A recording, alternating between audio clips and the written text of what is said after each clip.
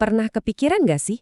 Di saat seluruh dunia lagi pusing tujuh keliling karena krisis energi, harga minyak naik turun nggak karuan, tapi di Indonesia kok kayaknya adem ayem aja. Harga BBM kita relatif stabil. Gimana ceritanya?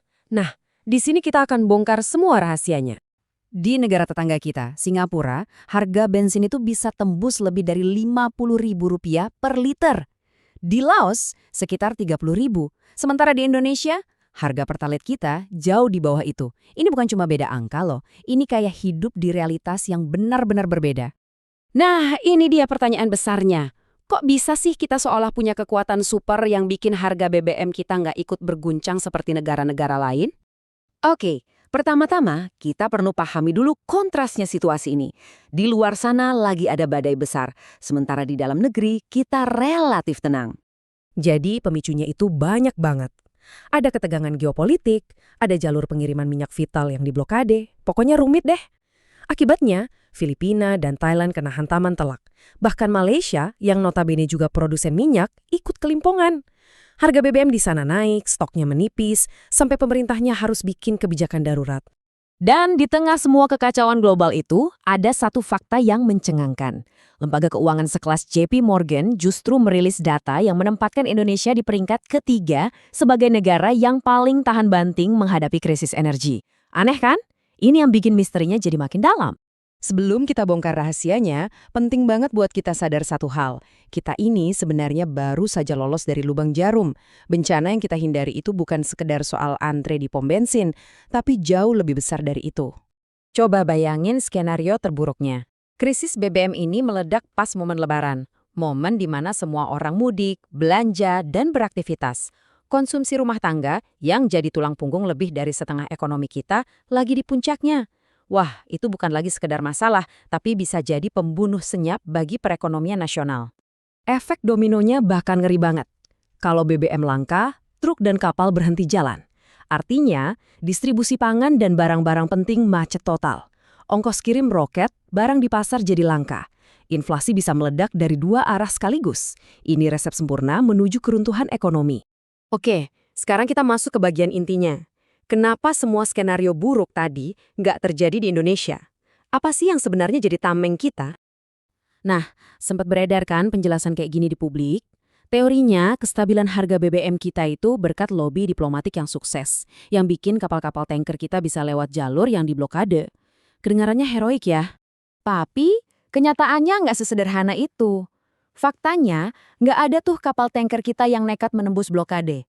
Coba lihat lagi Malaysia deh. Kapal mereka bisa lewat, tapi harga BBM-nya tetap aja naik. Jadi jelas bukan itu jawaban utamanya. Ada alasan lain yang jauh lebih fundamental. Ini dia bantalan pertahanan kita yang pertama, namanya formula pricing.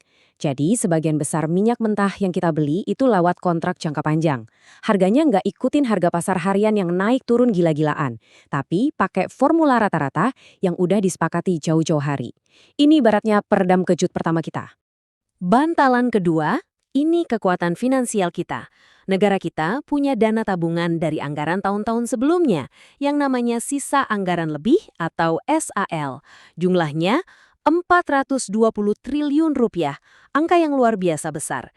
Dana raksasa inilah yang dipakai buat subsidi, buat nahan guncangan harga, biar nggak langsung kena ke masyarakat. Dan bantalan ketiga, ini yang jujur agak ironis. Ketergantungan kita sama batu bara. Karena mayoritas listrik kita itu pakai pembangkit batu bara dari dalam negeri yang stoknya melimpah. Kebutuhan kita akan minyak untuk industri dan listrik, jadi nggak sebesar negara lain. Ini secara nggak langsung mengurangi tekanan permintaan minyak di dalam negeri. Nah, ini bagian yang paling krusial. Kita harus sadar kalau ketiga bantalan yang melindungi kita ini sifatnya cuma sementara. Ini bukan solusi permanen.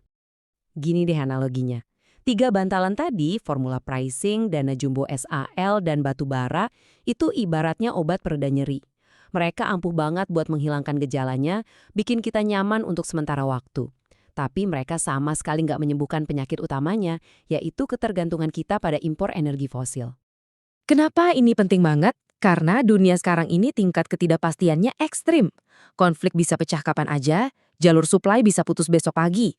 Terus-terusan bergantung pada obat pereda nyeri, itu sama aja kayak berjudi. Berisiko banget. Kita butuh solusi jangka panjang, butuh obat penyembuh yang asli. Lalu pertanyaannya, obat penyembuh permanen itu bentuknya kayak gimana?